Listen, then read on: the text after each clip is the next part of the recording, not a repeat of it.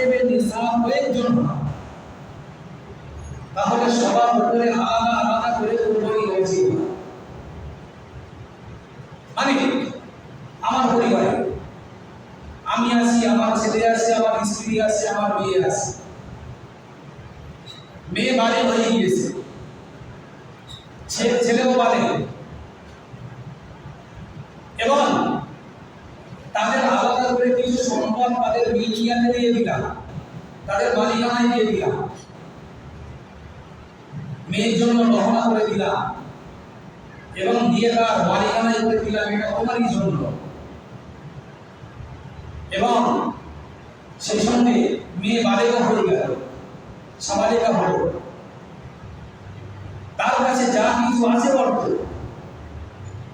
সব বলে মিলিয়ে দেখলাম যে 70,000 পৌঁছে গিয়েছে, আর প্রয়োজনের অতিরিক্ত আছে। ছেলের কাছে দেখলাম তাই, এবং সেই সঙ্গে স্ত্রীর কাছে দেখলাম তাই, আর আমার কাছে দেখলাম তাই। এই অবস্থায় কিন্তু আমাদের 4 জনের উপরেই কুরবানি ওয়াজিব। এমনটা নয় যে কেবলমাত্র আমি গার্জিয়ান হিসাবে আমি কুরবানি করলাম, সব থেকে হয়ে যাবে, এমনটা। ওই সময় কিন্তু আলাদা আলাদা 4 জনের উপরেই ওয়াজিব। আর যদি এমনটা হয় কোনো পরিবারে আমি আমার সন্তানদের মালিকানায় কিছু দিলাম না, ওটাই ধরে যে মেয়ের জন্য গহনা করলাম বটে, কিন্তু মেয়েকে না দিয়ে আমি আমার মালিকানায় রাখলাম, তাহলে ওটা আমার মিলকিয়াতে ধর্তব্য হবে। ছেলের উপার্জনের অর্থ তাকে না দিয়ে আমি সেগুলো আমি আমার মিলকিয়াতে রাখি, আমি আমার মালিকানায় রাখি, তাহলে ওদের উপরে ওয়াজিব হবে। তখন কেবলমাত্র আমি একা দিয়ে আদায় হয়ে যাবে। আর যদি স্ত্রীর কাছে থাকে অথবা পরিবার, স্ত্রীর উপরে কিন্তু আলাদা ওয়াজিব হবে।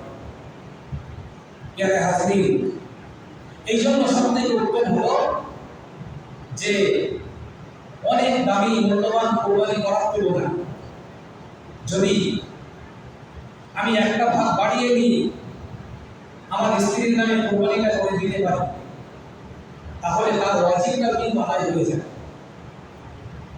হয়তো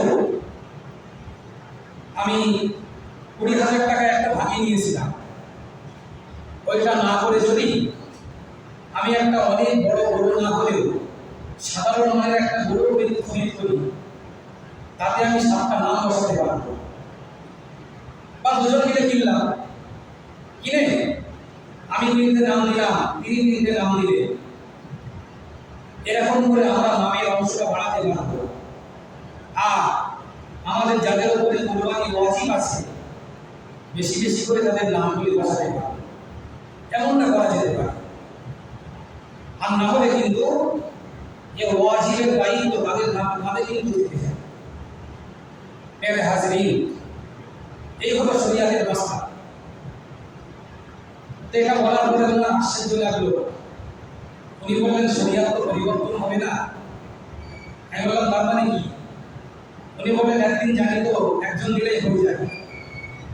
আমি বললাম জানা বিষয় সঠিক বলে ওটা শরিয়াত, আর যদি আপনার জানা বিষয় সঠিক না হয়ে যায় ওটা কিন্তু শরিয়াত। যেটা সঠিক ওটাই শরিয়াত, এটাই হলো শরিয়াত। আপনি এতদিন করেননি, আপনার স্ত্রীর উপরে কুরবানি ওয়াজিব ছিল, এই জন্য হয়তো আপনার গায়ে লাগছে যে আপনি এতদিন বুঝেছিলাম, তো আপনার ভুল বোঝায় আছে। ওটা ব্যাপার এটাই যে মিলকিয়াত আলাদা ধর্তব্য, যার মিলকিয়াত তারটাই ধর্তব্য হবে। হ্যাঁ, যদি কোনো পিতা তার সন্তানের পক্ষ থেকে কুরবানি করে দেয়, কোনো স্বামী যদি তার স্ত্রীর পক্ষ থেকে কোরবানি করে দেয়, আদায় হয়ে যাবে, কোনো অসুবিধা নেই। এই জন্য বললাম যে ভাগের অংশ বাড়ানো দরকার। নিজের টাকার পরিমাণ না বাড়িয়ে একটা অংশে, বরং আপনি টাকার পরিমাণ কমিয়ে ভাগের অংশ বাড়ান, আপনার অংশ বাড়িয়ে দেন, ভাগটা বাড়িয়ে দেন। যেখানে একটা ভাগ করছিলেন সেখানে তিনটে ভাগ করে, যেখানে যে টাকায় একটা অংশ দিচ্ছিলেন আপনি চেষ্টা করেন ওই টাকায় তিনটে বা চারটে অংশ দেওয়া। এই চেষ্টা করা প্যারা হাজির, এই বিষয়টি আমাদের বেঁধে রাখতে হবে। আরেকটি বিষয়, পশু কোরবানি করার সময় অবশ্যই আমরা পশুর বয়সকে লক্ষ্য করব। ছাগল হলে বলে 1 বছর পূর্ণ হওয়ার পরেই যাচ্ছে, 1 বছর পূর্ণ হতেই হবে।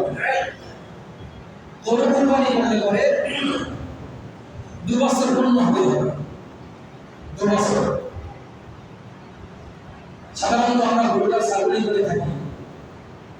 আমাদের সময় এমনটা হয়, গরু কেনার সময় ছাগল কেনার সময় একটু ইখতিলাফ হয়, বয়সের ক্ষেত্রে মতবিরোধ দেখা যায়।